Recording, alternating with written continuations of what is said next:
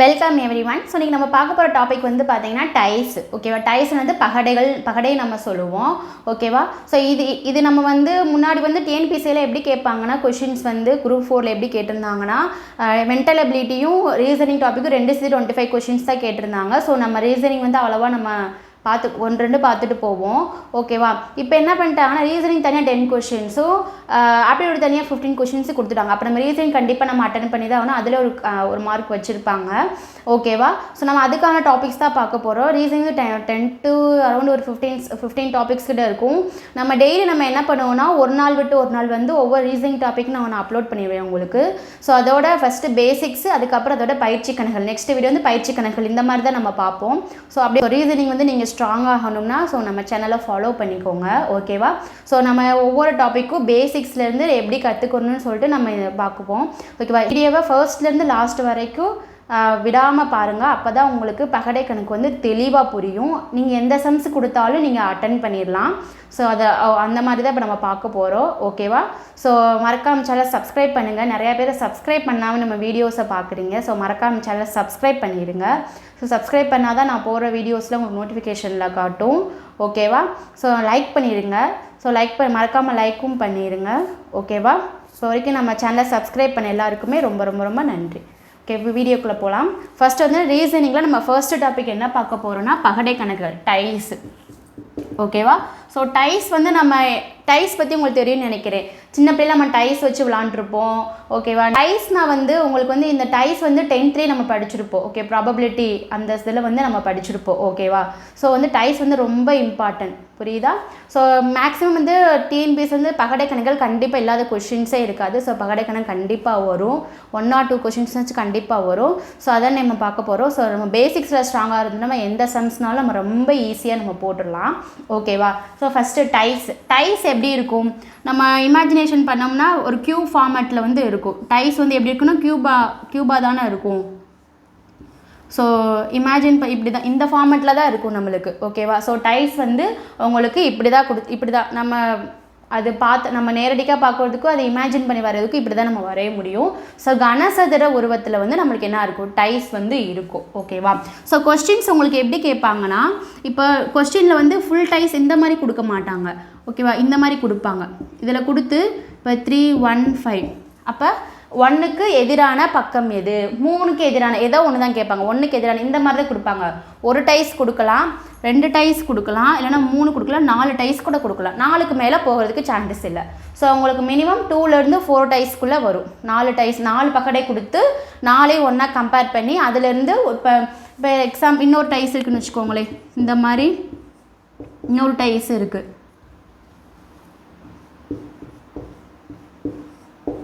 இந்த 3 டைஸ் கொடுத்துட்டு 5, 1, 3, 2, 6, 1, 4. ஸோ இந்த மாதிரி கொடுத்துட்டு 1க்கு எதிரான பக்கம் எது, ஸோ இந்த மாதிரி இந்த 3லேயும் 1க்கு எதிரான பக்கம் எது, இந்த மாதிரி தான் கொஷின்ஸ் கேட்பாங்க. ஸோ இது உள்ளே வர்றது வந்து ஒன்று நம்பர்ஸாக இருக்கலாம். நம்பர்ஸ் வந்து 1, 2, 3, 4, 5, 6 மொத்தமே பகடைக்கு எத்தனை பக்கம் தான், 6 பக்கங்கள் தான் இருக்குது. 6 ஃபேஸஸ், 6 முகங்கள். ஓகேவா, நெக்ஸ்ட்டு அப்படி ஏபிசிடி கொடுக்கலாம். இன்னொன்று வேறு எப்படி கேட்கலாம், சிம்பிள்ஸு மீன் பர்சன்டேஜ் இந்த மாதிரி சிம்பிள்ஸ் வச்சு இப்படியும் கேட்கலாம். ஸோ எந்த ஃபார்மேட்டில் கேட்டால் நமக்கு கான்செப்ட் தெரிஞ்சால் எப்படி இருந்தாலும் போடலாம். மேக்ஸிமம் உங்களுக்கு நம்பர்ஸில் கேட்க தான் சான்சஸ் இருக்குது. டிஎன்பிஎஸ்சி குரூப் 4ல் மேக்ஸிமம் நம்பர்ஸில் கேட்க தான். ஓகேவா, ஸோ புரிஞ்சா? ஸோ எப்படி கொஷின்ஸ் கேட்பாங்கன்னு புரிஞ்சா 3 டைஸ் கொடுப்பாங்க, இல்லைனா 2 டைஸ் கொடுப்பாங்க, 3 பகடைகள் இல்லை 2 பகடைகள் 4 பகடைகள் கொடுத்து அதிலேருந்து அதுக்கு எதிரான பக்கங்கள் எது நம்ம கண்டுபிடிக்கணும். ஸோ இப்படி தான் வந்து நம்ம என்ன பண்ணுவோம்னா பகடை கணக்கு வந்து கண்டுபிடிக்கணும். ஸோ இப்படி தான் கொஷின்ஸும் நம்மளுக்கு வரும். ஓகேவா, ஸோ இதில் வந்து மொத்தம் வந்து 2 விதமான டைஸ் இருக்குது. ஓகேவா, அந்த 2 விதமான டைப்ஸ் என்னன்னு பார்த்துட்டு ஒரு டைப் வந்து 3 டைப் இருக்குது. மேக்ஸிமம் ஃபஸ்ட்டு 2 டைப் வச்சு தான் யூஸ் பண்ணி எல்லா சம்ஸுமே நம்ம சால்வ் பண்ணுவோம். ஓகேவா, ஃபஸ்ட்டு வந்து திட்டப்பகடைன்னு சொல்லுவோம். திட்டப்பகடை மீன்ஸ் இதுக்கு பேர் என்னென்னா ஸ்டாண்டர்ட் டைஸ்ன்னு சொல்லுவாங்க. இங்கிலீஷில் வந்து standard dies. So standard dies nothing but standard டைஸ்னால் ஒன்றுமே இல்லை. ஓகேவா, எதிர் மொத்தம் எவ்வளோ பக்கங்கள் இருக்குது, 6 பக்கம்தான் இருக்குது. ஓகேவா, 2 பக்கத்தை கூட்டினா உங்களுக்கு மொத்தமே 1க்கு 1 எதிராக தான் இருக்கும். மொத்தமே ஒரு பக்கம் இன்னொரு பக்கத்துக்கு எதிராக தான் இருக்கும். ஓகேவா, அந்த மாதிரி தான் இருக்கும். அப்போ வந்து 2 நம்பரை கூட்டம் நம்மளுக்கு 7 வரணும். அப்படி வந்துச்சுன்னா வந்து ஸ்டாண்டர்ட் டைஸ்ன்னு சொல்லுவோம். ஃபார் எக்ஸாம்பிள் இப்போ 1 எதோட கூட்டினா உங்களுக்கு 7 வரும்? 6. அப்போ 1ஓட எதிர்பக்கம் எது? 6. 2 எதோட கூட்டினா 7 வரும்? 5ஓட கூட்டினா. அப்போ 2க்கு எதிரான பக்கம் வந்து 5. இப்போ 3க்கு எதிரான பக்கம் என்னது? 4. அப்போ 3 4 கூட்டினா தான் உங்களுக்கு என்ன கிடைக்கும்? 7 கிடைக்கும். இது 2 ப்ளஸ் பண்ணால் தான் உங்களுக்கு 7 வருது. ஸோ இந்த மாதிரி டைஸ் வந்து நம்ம என்ன சொல்லுவோம்? ஸ்டாண்டர்ட் டைஸ்ன்னு நம்ம சொல்லுவோம். ஓகேவா, திட்டப்பகடை நம்ம சொல்லுவோம். ஸோ கொஷின்ஸ் டேரெக்டாகவே நீங்கள் கண்டுபிடிச்சிடலாம். ஃபார் எக்ஸாம்பிள் இப்படி கொடுத்துருக்காங்கன்னு வச்சுக்கோங்களேன். இப்போ 1 3 5. இப்போ 1க்கு எதிரான பக்கம் எதுன்னு கேட்டாங்க. 1க்கு எதிரான பக்கம் என்ன சொல்வீங்க? 6. எப்படின்னு அவசியம் இல்லை. இப்போ 1க்கு எதிரான பக்கம் எது என்ன கேட்பாங்க? 6. இஃப் சப்போஸ் 3க்கு எதிரான பக்கம் கேட்டாங்கன்னா 4. அவ்வளோதான். ஸோ இதாக வந்து பார்த்திங்கன்னா ஸ்டாண்டர்ட் டைஸ். எப்படி கண்டுபிடிக்கணும்னு புரிஞ்சா எதிர் பக்கங்களை உங்களுக்கு கூட்டினா எதுவுமே 7 வராது. ஓகேவா, இப்போ 1 3 கூட்டிங்கன்னா 7 வராது, 1 5 கூட்டிங்கன்னா 7 வராது, 5 3 கூட்டிங்கன்னா 7 வராது. ஸோ இந்த மாதிரி வராத டைஸ் வந்து நம்ம என்ன சொல்லுவோம்? ஸ்டாண்டர்ட் டைஸ்ன்னு நம்ம சொல்லுவோம். புரியுதா? இது டவுட்ஸ் இருக்கா? நெக்ஸ்ட் திட்டப்பகடையை பார்த்துட்டோம். இப்போ நம்ம சாதாரண பகடை பார்க்க போகிறோம். ஸோ 2 டைப் இருக்குன்னு சொன்னால, ஒன்று திட்டப்பகடை, ஒன்று சாதாரண பகடை. சாதாரண பகடை. சாதாரண பகடைனா எப்படி இருக்கும்னா எதிர் பக்கங்களை கூட்டினா உங்களுக்கு என்ன கிடைக்காது? 7 வந்து கிடைக்காது. ஸோ அந்த மாதிரி டைஸ் வந்து நம்ம என்னன்னு சொல்லுவோம்னா சாதாரண டைஸ்ன்னு நம்ம சொல்லுவோம். ஓகேவா, இது ஜஸ்ட் நம்ம தெரிஞ்சுக்கிட்டால் மட்டும் போதும். ஓகேவா, ஸோ ஆர்டினேட் டைஸ்ன்னு நம்ம சொல்லுவோம். இப்போ வந்து அங்கே எப்படி வந்துச்சு? 1க்கு எதிராக 6 வந்துச்சு, 2க்கு எதிராக 5, 3க்கு ஆப்போசிட் வந்து 4. இது வந்து ஃபிக்ஸ்டு. 2 கூட்டினா உங்களுக்கு 7 வரணும். இப்போ 2 கூட்டி 7, அதாவது 2க்கு வந்து 1ஆக இருக்கலாம், இப்போ 3க்கு வந்து 6ஆக இருக்கலாம், 4க்கு வந்து 5ஆக இருக்கலாம். ஸோ இது எப்படினாலும் இருக்கலாம்.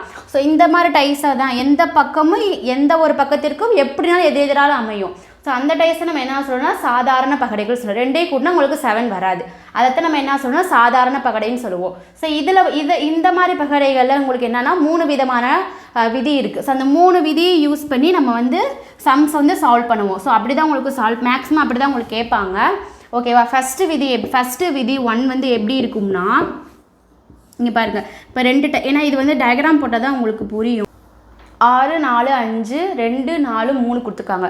ஸோ இங்கே பாருங்கள், ஏதோ ஒரு நம்பர் வந்து சேமாக இருக்கும். 2 பகடையில் ஏதோ ஒரு நம்பர் வந்து சேமாக இருக்கும். இந்த இப்போ இங்கே பாருங்கள், இங்கே 4 இருக்குது, இங்கே 4. இப்போ கொஷின் என்னென்னா 2க்கு ஆப்போசிட் எதுன்னு கேட்குறாங்க. அதாவது 2க்கு எதிரான பக்கம் கண்டுபிடிங்கிறாங்க. இப்போ 2 பகடையில் உங்களுக்கு என்ன இருக்குன்னா 4 தான் வந்து அதாவது விதி 1ல் ஏதோ 2 நம்பர் வந்து ஒரே மாதிரி இருக்கணும். ஏதோ ஒரு நம்பர் ஒரே மாதிரி இருக்கும். ஸோ இங்கே 4 இருக்குது, இங்கே 4 இருக்குது. இப்படி இருந்துச்சுன்னா கடிகார திசையில் வந்து நம்ம கடிகார திசையில் எழுதணும். அப்போ எப்படி எழுதுவீங்க? 4 5 6. இது கடிகார திசையில் எப்படி எழுதுவீங்கன்னா கிடைக்கும் 4 2 3. ஓகேவா, இப்போ என்ன கொஷின் கேட்குறாங்க? 2க்கு ஆப்போசிட், அதாவது 2க்கு எதிரான நம்பர் எதுன்னு கேட்குறாங்க. ஓகேவா, இப்போ 2க்கு ஆப்போசிட் வந்து என்னது? 5. ஸோ 2க்கு எதிராக என்ன கிடைக்குன்னா உங்களுக்கு 5ன்னு கிடைக்கும். ஓகேவா, இப்போ 6க்கு ஆப்போசிட் வந்து 3. அப்போ 4க்கு ஆப்போசிட் இதில் வராத நம்பர் என்னது? 1 தான் வரும். ஏன்னா 2 3 4 5 6 1 தான் வரல. அப்போ 4க்கு ஆப்போசிட் வந்து உங்களுக்கு 1 தான் கிடைக்கும். ஸோ இங்கே எப்படி இருக்குன்னு பாருங்களேன். 1க்கு ஆப்போசிட் வந்து 4, 2க்கு ஆப்போசிட் வந்து 5, 3க்கு ஆப்போசிட் வந்து 6. ஸோ உங்களுக்கு எப்படி இருக்குது? மாறி இது ஏதாச்சும் கூட்டினா 7, ஏதோ ஒன்று தான் 7 வருது. மற்ற எதெல்லாம் கூட்டினா உங்களுக்கு 7 வருதா? இல்லை. புரியுதா? ஸோ இதுதான் விதி 1. 2 பகடையில் 2 3 எந்த பகடையும் இருக்கக்கூடிய ஏதோ ஒரு நம்பர் வந்து சேமாக இருந்துச்சுன்னா கடிகார திசையில் வந்து நம்ம கொண்டு போகணும். ஓகேவா, வேறு பக்கத்தில் இருக்கணும். ஓகேவா, இந்த மாதிரி ஃபார்மேட்டில் இருந்துச்சுன்னா இதுக்கு பேர் விதி 1. இந்த விதி 1 வச்சு இந்த மாதிரி பகடைகள் நம்ம சால்வ் பண்ணலாம். புரியுதா? அடுத்து விதி 2, அதாவது டைப் 2. இப்போ டைப் 2 இருக்குன்னா 2 நம்பர் வந்து சேமாக இருக்கும். ஓகேவா, இங்கே இப்போ இங்கே 3 இருக்குது, இங்கே 2 இருக்குது, 1 இருக்குது, இங்கே 1 6 3. 2 நம்பர் வந்து உங்களுக்கு சேமாக இருக்குது. ஓகேவா, 3 இங்கே 1 இருக்குது, இங்கே 1 இருக்குது, இங்கே 1 இருக்குது, இங்கே 3 இருக்குது. இந்த மாதிரி கொடுத்தாங்கன்னா எதிர் பக்கங்கள் வந்து உங்களுக்கு சேமாக அமையும். ஓகேவா, அப்போ 3க்கு ஆப்போசிட் என்ன வரும்? 1 வரும். இப்போ 1க்கு ஆப்போசிட் என்ன வரும்? 3 வரும். அவ்வளோதான். அப்போ 2க்கு ஆப்போசிட் வந்து உங்களுக்கு என்னது? 6. புரியுதா? ஸோ இப்படி தான் இருக்கும். ஸோ இது வந்து விதி 2. இந்த மாதிரி அதாவது 2 நம்பர்ஸ் வந்து சேமாக இருந்துச்சுன்னா அங்கே ஒரு நம்பர் சேமாக இருந்தால் கடிகார திசையில் இப்படி கொண்டு வரணும். 2 நம்பர் சேமாக இருந்தால் 2 நம்பரும் அதாவது எதிர் பக்கங்களுக்கு ஆப்போசிட். இப்போ இதுக்கு ஆப்போசிட் வந்து இதுக்கு ஆப்போசிட் வந்து இது, அப்போ இதுக்கு ஆப்போசிட் வந்து இது அமையும். ஸோ இப்படி நம்ம சால்வ் பண்ணணும். புரியுதா எப்படின்னு? ஸோ இந்த மாதிரி 2 நம்பர்ஸ் சேமாக இந்த மாதிரி கொடுத்துருந்தாங்கன்னா இப்படி சால்வ் பண்ணணும். ஓகே, விதி 3. ஸோ டைப் 3 பார்த்தீங்கன்னா 2 நம்பருமே ஒரே பக்கத்தில் அமையும், 2 பகடையில் 2 நம்பருமே ஒரே பக்கத்தில் அமைஞ்சிச்சுன்னா அது வந்து டைப் 3 நம்ம சொல்லுவோம். அதாவது இங்கே பாருங்களேன், இங்கேயும் 5 இருக்குது, இங்கேயும், ஆனால் ரெண்டுமே ஒரே இடத்துல இருக்குது. புரியுதா?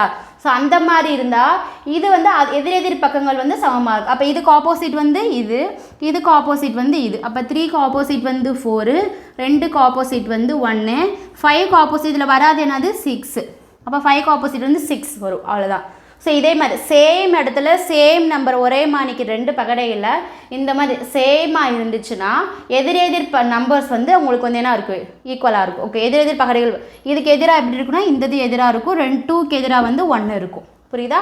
சிதம் இந்த 3. ஸோ இந்த 3ஐ பயன்படுத்தி நம்ம என்ன பண்ணணும், நம்ம வந்து சம்ஸை இனி வரப்போகிற சம்ஸை நம்ம சால்வ் பண்ணுவோம். ஓகேவா? ஸோ இப்போ 3 டைஸ் வச்சு 4 டைஸ் வச்சு ஒரு சம்மு பார்க்கலாம். இங்கே வந்து 3 பகடை கொடுத்துருக்காங்க, இங்கே 4 பகடை கொடுத்துருக்காங்க. 2க்கு ஆப்போசிட் கண்டுபிடிக்கணும், 4க்கு ஆப்போசிட் வந்து நம்ம கண்டுபிடிக்கணும். ஓகேவா? ஸோ இப்போ 2க்கு ஆப்போசிட் இங்கே தான் 2 இருக்குது, அப்போ இதுக்கு ஆப்போசிட் தான் கண்டுபிடிக்கணும். வேறு எங்கேயாச்சும் 2 இருக்கா? இந்த பகடை இல்லை, இந்த பகடை 2 இல்லை. ஸோ இந்த 3 பகடையிலையும் காமனாக இருக்கிறது எது? ஃபஸ்ட்டு வந்து இதை வச்சு பார்க்கலாம். 2வது பகடை 3வது பகடை கம்பேர் பண்ணுங்களேன். இங்கே ஒரு 3 இருக்குது, இங்கே ஒரு 3 இருக்குது. ஸோ அப்படி 3 இருந்துச்சுன்னா நம்ம என்ன பண்ணுவோம், கடிகார திசையில் கண்டுபிடிக்கணும். ஸோ கடிகார திசையில் இப்படி கண்டுபிடிக்கும். இது என்னது விதி டைப் 1. விதி 1 சொல்ல டைப் 1ன்னு சொல்ல. அப்போ 3 1 5 இது எழுதுனீங்க என்ன கிடைக்கும், 3 2 6. ஓகேவா? ஸோ அப்போ எனக்கு கொஸ்டின் 2க்கு ஆப்போசிட் என்னது 1. அப்போ 2க்கு ஆப்போசிட் வந்து உங்களுக்கு 1 தான் வரும். ஓகேவா? ஸோ இந்த செகண்ட் டைஸையும் தேர்ட் டைஸையும் நம்ம வந்து எந்த விதி டைப் 1, அதாவது விதி 1 வச்சு நம்ம போட்டிருக்கோம். இன்னொன்று இதை வச்சு போடலாம். 6 3 1 இருக்கா, 2 3 6 இருக்கா. இங்கே பாருங்களேன், இங்கே 6ம் இருக்குது, இங்கே 3 இருக்குது, இங்கே 3 இருக்குது, 6 இருக்குது. ஸோ இந்த மாதிரி ரெண்டும் ஒரே மாதிரி இருந்துச்சுன்னா 2க்கு ஆப்போசிட் என்ன இருக்குது 1 தான். டேரெக்டாகவும் எடுத்து எழுதிடலாம். இது என்னது விதி வந்து 2வது விதியை பயன்படுத்தி நம்ம இது பண்ணலாம். ஓகேவா? ஸோ இப்படி இந்த 2 வச்சு கண்டுபிடிக்கலாம், இது 2ஐயும் வச்சு கண்டுபிடிக்கலாம். 2 விதி பார்த்தோமா, எந்த பக்கம் ஒரே மாதிரி நம்பர்ஸ், அதாவது 3 வந்து ஒரு 2 பக்கடையில் இருந்துச்சுன்னா கடிகார திசையில் கண்டுபிடிக்கணும். இல்லை 2 நம்பர்ஸுமே இருந்துச்சுன்னா 2க்கு ஆப்போசிட் வந்து உங்களுக்கு என்ன இருக்கும். அப்போ இதுக்கு 6க்கு ஆப்போசிட் வந்து 3, 3க்கு ஆப்போசிட் வந்து 6, அவ்வளோதான் வரும். ஓகேவா? புரிஞ்சு அந்த சம்மு. நெக்ஸ்ட்டு இந்த சம்மு பார்த்துங்க. 4 எங்கே இருக்குது, 4 இங்கே ஒரு 4 இருக்குது, இங்கே ஒரு 4 இருக்குது. அப்போ 4க்கு எதிரான பக்கம் கேட்டிருக்காங்க. ஓகேவா? ஸோ இது எப்படி இருக்குது, இங்கே ஒரு பக்கம் இருக்குது, இங்கே ஒரு பக்கம்னா கடிகார திசையில் இதை போடணும். அப்போ 4 2 3 இங்கே போட்டிங்கன்னா 4 5 6. ஸோ 4க்கு எதிராக என்ன கண்டுபிடிக்கணும், இங்கே கண்டுபிடிக்க முடியல. ஏன்னா ஸோ இங்கே பார்த்தீங்கன்னா 5க்கு ஆப்போசிட் வந்து 2, 3க்கு ஆப்போசிட் வந்து 6. ஸோ இதில் வராத நம்பர் என்னதுக்கு 1. அப்போ 4க்கு ஆப்போசிட் வந்து உங்களுக்கு என்ன கிடைக்கும், 1 தான் கிடைக்கும். புரியுதா? வேறு எங்கேயாச்சும் 4 இருக்கா, 4 எங்கேயுமே இல்லை. ஓகேவா? ஸோ இப்படி கண்டுபிடிக்கலாம். இன்னொரு விதம் எப்படி கண்டுபிடிக்கலாம், இது 2 வச்சு கண்டுபிடிக்கலாம். பகடை 2ஐயும் 3ஐயும் வச்சு கண்டுபிடிக்கலாம். எப்படின்னா இங்கே பாருங்களேன், இங்கே வந்து 5 இருக்குது, இங்கே 5 இருக்குது. ஸோ இங்கே 5 இருக்குது, இங்கே 6 இருக்குது. ஓகேவா? அப்போ இது ரெண்டுமே ஒரு 2 பொருள் 2 நம்பருமே சேமாக வந்து அப்போ 4க்கு ஆப்போசிட் என்ன வரும், 1 தான் வரும். ஸோ விதி 2. ஸோ இப்படி பயன்படுத்தி பண்ணலாம். மேக்ஸிமம் வந்து பகடை கணக்குகள் விதி 1, அதாவது டைப் 1 டைப் 2 வச்சு தான் மேக்ஸிமம் நம்ம சம்ஸ் போடுவோம். புரியுதா? ஸோ சம்ஸ் புரிஞ்சா ஓகேவா? ஸோ இப்படி தான் வந்து நம்ம சம்ஸ் சால்வ் பண்ணணும். இன்னும் நீங்கள் கேட்கலாம், 2க்குமே காமனாக இல்லாட்டினா அப்போ என்ன பண்ணணும், டவுட்ஸ் இருக்குல்ல உங்களுக்கு. ஸோ 2க்குமே காமன் இல்லாத நம்பர்ஸை எப்படி பண்ணுவீங்க? ஸோ இப்போ பாருங்களேன், இப்போ 2 நம்பர்ஸுமே 2 டிஃப்ரெண்ட்டாக இருக்குது. அவங்க என்ன கேட்குறாங்கன்னா 4ஓட எதிர்ப்பக்கம் என்னன்னு கேட்குறாங்க. ஓகேவா? ஸோ இந்த மாதிரி 4க்கு எதிர்ப்பக்கம் கேட்டாங்கன்னா நீங்கள் என்ன பண்ணுங்கன்னா ஃபஸ்ட்டு வந்து இது எல்லாத்தையும் கூட்டி பாருங்கள். 1ஐயும் 3ஐயும் கூட்டினா 4 வருது, 3 5 கூட்டினா 8 வருது, 1 5 கூட்டினா 6 வருது. அப்போ இது எதுவுமே வந்து 7 வரலை. ஸோ 7 இந்த மாதிரி கூட்டினா 7 வராட்டினா இது வந்து ஸ்டாண்டர்ட் டைஸு. ஸோ அப்போ இதையும் செக் பண்ணணும். இங்கே பாருங்களேன், 4 2 கூட்டினா உங்களுக்கு 6, 2 6 கூட்டினா 8, 6 4 கூட்டினா 10. இப்போ ரெண்டுமே ஸ்டாண்டர்ட் டைஸாக இருக்குனால அப்போ 4க்கு ஆப்போசிட் உங்களுக்கு என்ன கிடைக்கும், 3 தான். ஸோ அவ்வளோதான் முடிஞ்சு. ஸோ 4க்கு ஆப்போசிட் வந்து உங்களுக்கு 3 தான் வரும். புரியுதா? ஸோ இப்படி தான் வந்து நம்ம என்ன பண்ணால் கண்டுபிடிக்கணும். புரிஞ்சா? ஸோ இந்த மாதிரி கேட்கலாம், 2க்குமே பொதுவாக இல்லைனா இந்த மாதிரி நம்ம கண்டுபிடிக்கலாம். புரிஞ்சா? அதுவும் ஃபஸ்ட்டு லாஸ்ட் வரைக்கும் பார்த்துருப்பீங்கன்னு நினைக்கிறேன். ஓகேவா? எது டவுட்ஸ் இருந்துச்சுன்னா எனக்கு மறக்காமல் கமெண்ட் பண்ணுங்கள். ஓகேவா? நம்ம இந்த வீடியோ பிடிச்சிருந்துச்சுன்னா லைக் பண்ணுங்கள், உங்கள் ஃப்ரெண்ட்ஸுக்கு ஷேர் பண்ணுங்கள். மறக்காமல் சேனல் சப்ஸ்கிரைப் பண்ணிடுங்க. Thank you very much.